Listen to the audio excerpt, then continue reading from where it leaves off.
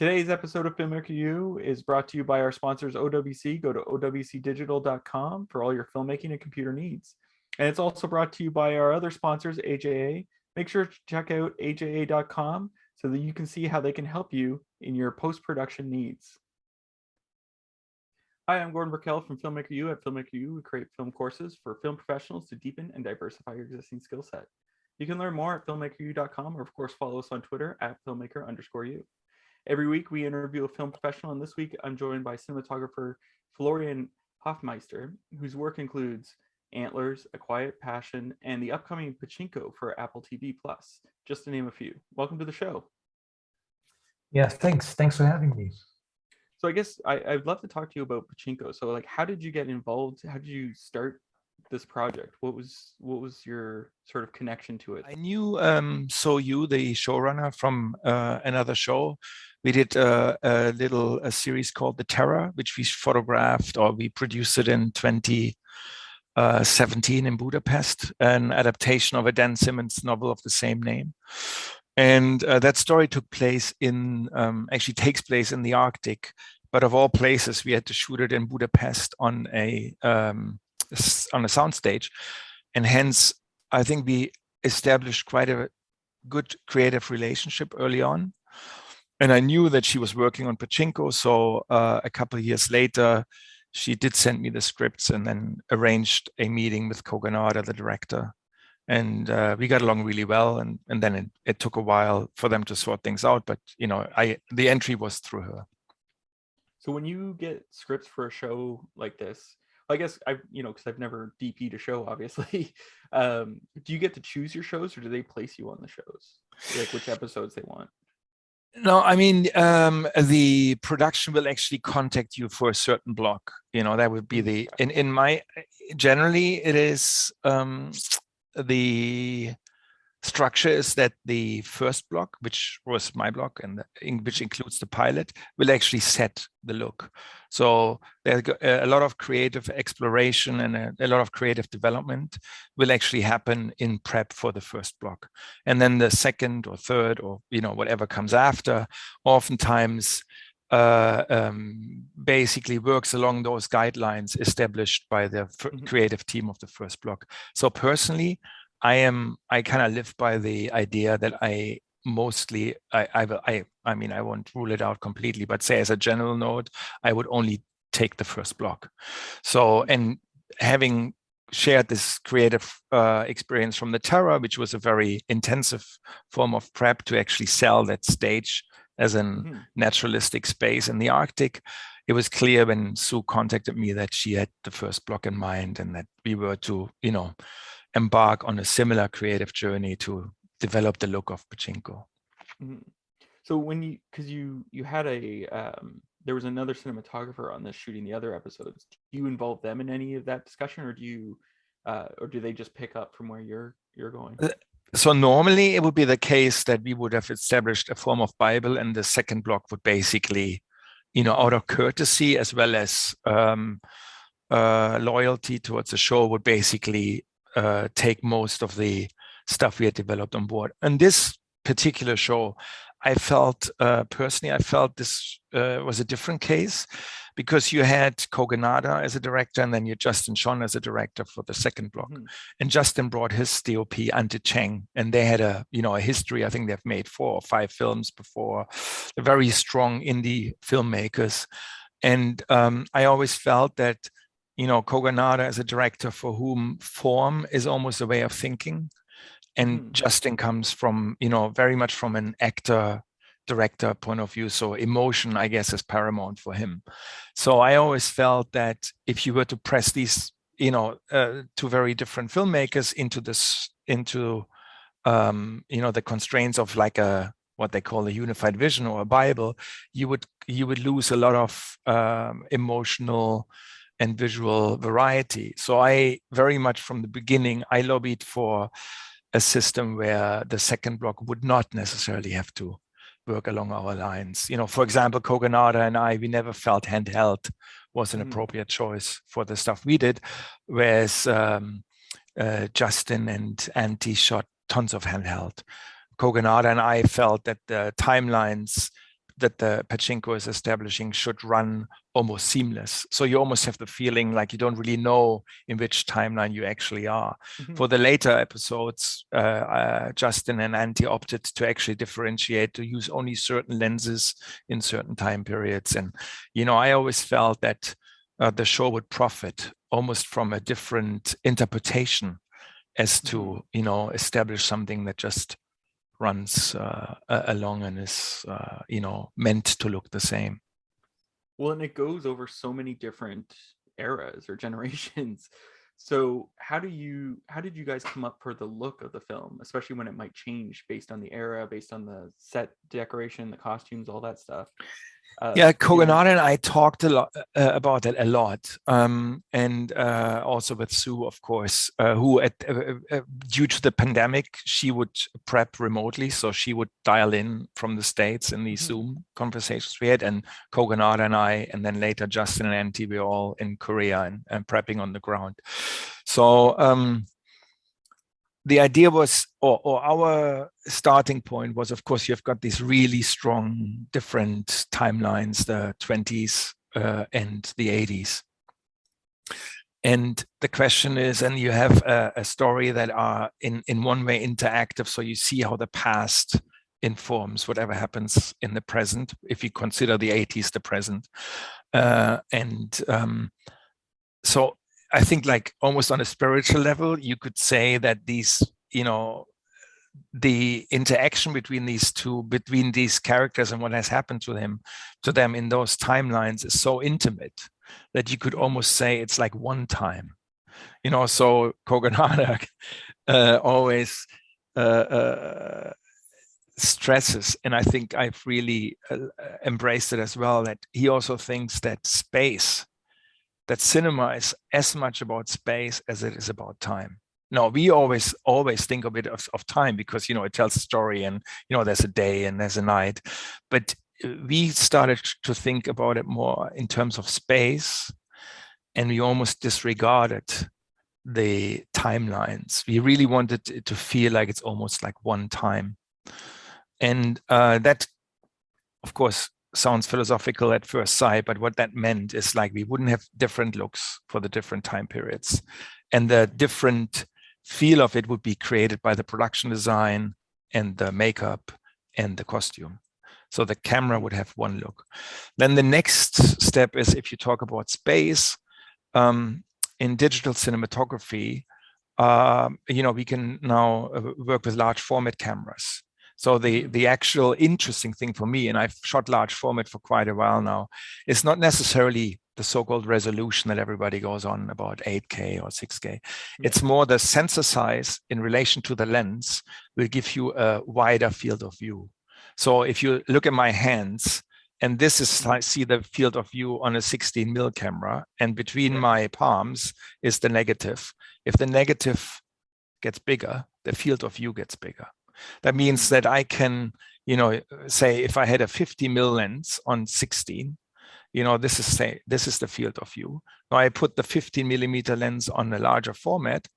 This is the field of view. That means that I can do a portraiture, which has a graphic element, an iconic element. If you think of large format, even in stills photography, Hasselblad, you get this graphic idea, but at the same time, you also get a lot of space around people. So if you want to make a piece about space, the next step would be we choose large format. So it was clear: digital photography, one look, and then large format.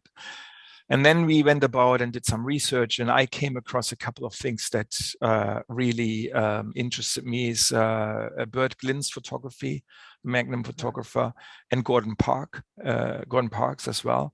And I looked at some stuff that Bert Glynn did in the, I think, the 60s and early color photography in Japan. And there's this ectochrome stuff that, you have a richness in color that's not necessarily muted, but certain colors feel a bit muted. So it isn't a desaturated look, but it's something that has a lot of complexity, but some of it feels a bit uneven. So the reds might be stronger than the blues or something. So we started shooting some tests, and I tried to involve the grader who will do the finished grading very early.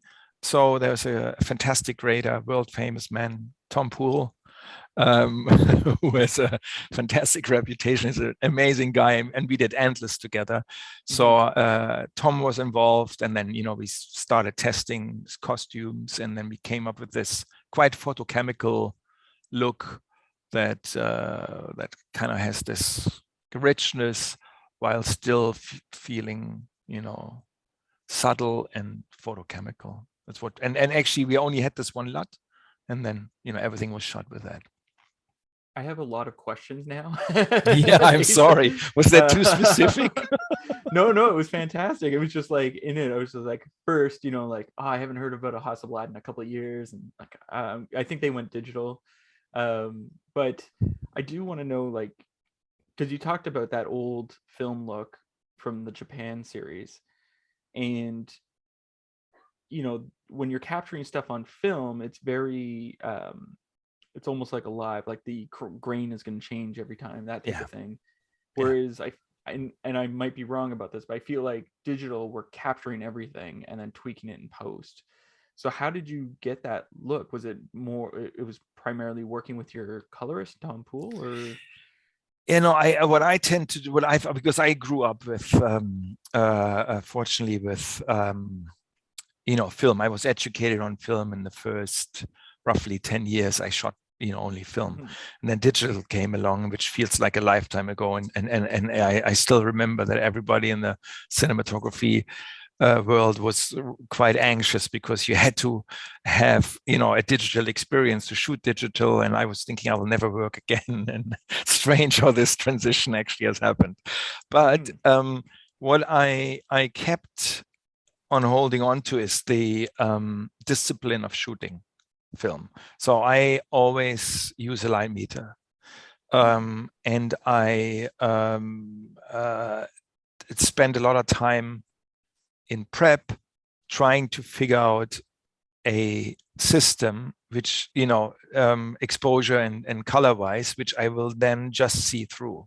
So it's not about capturing it and then later on finding it. I've always tried to be as specific with the look as I can. Now with the in the past 3 to 4 years, or maybe 5 now, the so-called color pipeline. So meaning, like we shoot something, we put a look on it, it comes to the edit, it gets assembled, it comes back into the grading suite. That pipeline has become really stable. There used to be times when we shot film and then it was transferred because the editing was already happening digitally. You never really saw your image in the same quality, again, until you actually came to the final grade. Now, these days, the color pipeline is so stable that I can shoot something and I literally, an exec can see it on an iPad, almost real time, and it will look exactly the same. You just have to hope that he switches off the light and doesn't sit at the kitchen table. But in essence, it will look the same. So the interesting bit about that is if you then create a LUT in pre-production, that I would then have all the monitors would be LUTted with that LUT.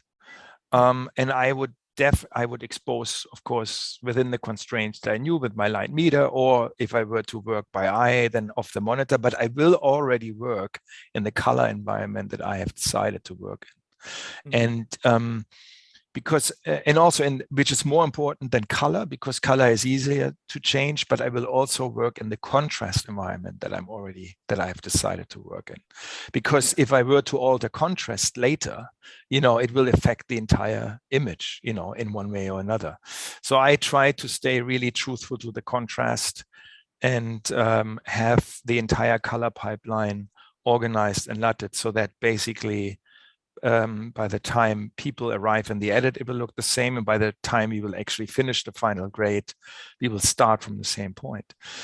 And I personally think, apart from the technical aspects of that discipline, I think it's also tremendously important psychologically, because you've got so many people in the process that are involved in judging the image, in judging the edits, that for example, a show like The Terror that I did with Soo was so strong. We went for a bleach bypass look. If you start introducing people within the production environment to that look, by the time you come to the final grade, they have been watching rushes that look different for 8 months. Yeah.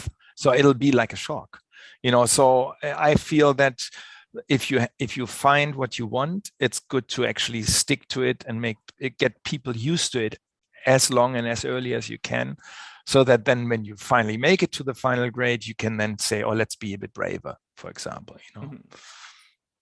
Interesting. Now, my other question that came to my mind was, Korean cinema is just booming right now and has been for the last 15 years, I would say.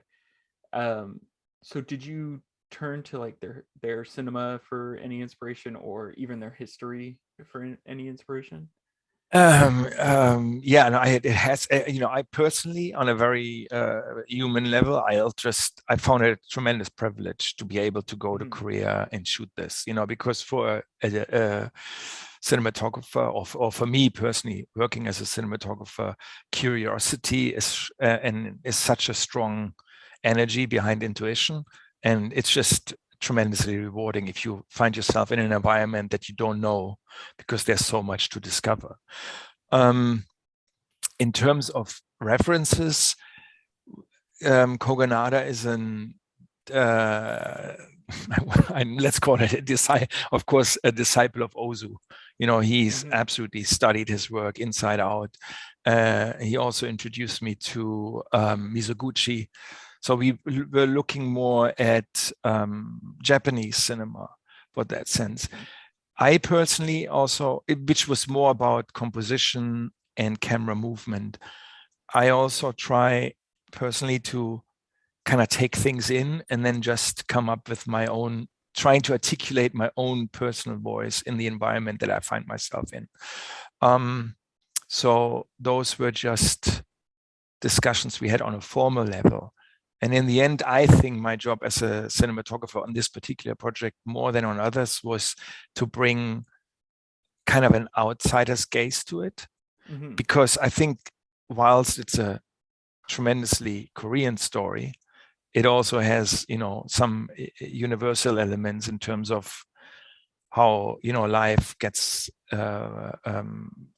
decided over generations, how families, last or have to go into diaspora, and so it's it could apply also to Germans, with the country being separated, reunited, all these family connections that go over generations. So I always thought that I wanted to bring that, my gaze would maybe open it up in a more universal way, which in a sense doesn't really make sense, because if you watch like a film like Parasite, it's very universal and it's completely Korean. Maybe I'm just trying to talk myself into a form of importance that doesn't exist. I mean, what does exist though is, what one has to say is that the production environment in Korea, as far as I was able to have an insider look into it, is quite different. So it feels like people will prep a lot longer than we would prep. So you would have the core team of, say, 5 or 6 people, and that they would probably prep for 8 months. And then they shoot terribly fast. We, in opposition to that, shoot not so fast. I mean, we still have to shoot fast because it's a television series, but we leave more room for changes on the day, and we are more trained to actually prep it for, make some significant decisions in prep, but then get the ship off the ground, and then we are expected to adapt whilst things are coming along. So passages could be rewritten, stuff can be reshot, and that is something I think in the industry that the Koreans were not used to. And it was good that a few people of the designer and myself came more from the Anglo-Saxon background, because it was a bridge to help this, which in essence is still an US financed super tanker, to smoothly glide through Korean waters. Well, and it's interesting because I remember talking to the editor of Parasite, and he was saying that on set they even have an on-set editor Yeah, build the cut and then just yeah, hand it off to the editor so that it's yeah, even fast in post. yeah, yeah. It's pretty impressive. Yeah, no, they. I Um, mean, and we watched a couple of Korean period shows, and it is absolutely impressive the pace at which they produce that. But it's also I don't know if I think there's virtue in each way. I would love to prep that long, but I also like the flexibility that we have. That some things are a bit vague, and they you feel yourself into them as you start producing. Was there a particular scene that was difficult for you in this show, or was hard for you to execute, but you're really proud of the outcome? Yeah, I mean, because the English is not, it's there's a lot of Koreans that live in America or live abroad, and due to the pandemic, some of them had returned. So we had a lot of translators around, but in essence, there's lots of people in Korea that don't speak English. So, for example, my gripping team, which were all Korean, they just didn't speak a single word. So, and if you set up a complicated crane move with a techno crane where you have to communicate over Bluetooth headset with like 4 people, everything had to go through translation. So I was proud every day. And every day was a bit difficult, but it's a beautiful process as well, because we had a translator that was dedicated to the camera crew who actually did not have any filming background.